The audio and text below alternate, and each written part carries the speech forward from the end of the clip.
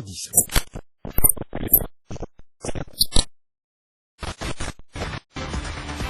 BFM Business, 10h, 12h30, l'émission 100% placement, intégral placement, Cédric Decoeur, Guillaume Sommerer. Intégral placement sur le terrain, sur tous les fronts même aujourd'hui. On est en direct depuis le salon de l'automobile. On va rejoindre tout à l'heure Mathieu Sévin avec le patron de PSA, Carlos Tavares. Ce sera à 12h15. Ne ratez pas ce rendez-vous. Et tout de suite, on prend aussi la direction du large et mid-cap Events. C'est au Palais Brognard. On est au contact là pour le coup des grandes et moyennes entreprises cotées ou pas d'ailleurs. Laure Closier est notre envoyée spéciale sur place. Laure, on vous voit bien accompagné du patron de Carbios. Et cette fois, la liaison semble fonctionner. Absolument, je suis avec Jean-Claude Lumaret. Alors rebonjour. Maintenant la liaison fonctionne, on va pouvoir parler de Carbios. C'est une jeune entreprise innovante qui travaille. Alors ce n'est pas une clean tech, vous m'avez dit c'est pas comme ça qu'on peut l'appeler. Vous faites de la chimie verte. Alors qu'est-ce que c'est exactement? La chimie verte, c'est tout procédé qui permet de réduire l'émission de CO2, l'impact environnemental des procédés par évidemment des moyens traditionnels de chimie, mais surtout et aussi avec des moyens de biotech bien sûr, en utilisant des micro-organismes, enfin en étant dans le vivant. Donc vous essayez, si j'ai bien compris, de recycler et de faire disparaître les sacs plastiques. Totalement, c'est-à-dire que l'idée de Carbios... Je vulgarise. C'est tout à fait ça, c'est de faire en sorte que finalement après un usage, un matériau plastique comme un sac plastique, finalement s'autodégrade, se détruise totalement, redisparaissent et qu'on rende à la Terre ce que la Terre a donné, quoi. Ni plus ni moins. Vous êtes coté depuis un peu plus d'un an, je crois, en décembre de l'année dernière. Qu'est-ce que ça vous a apporté, votre entrée en bourse?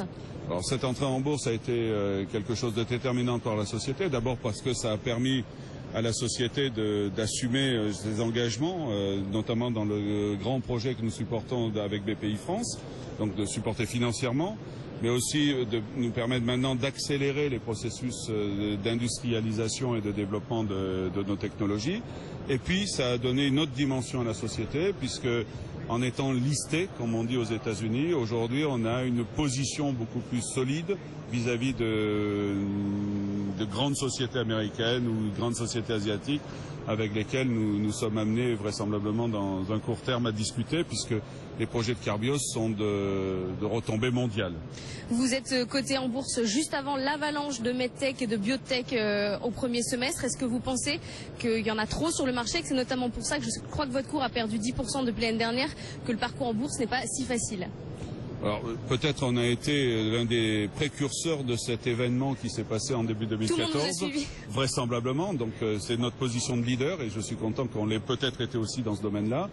Mais je ne pense pas, par contre, que ça ait une effet notoire sur le cours, eu égard aujourd'hui à la liquidité de notre cours.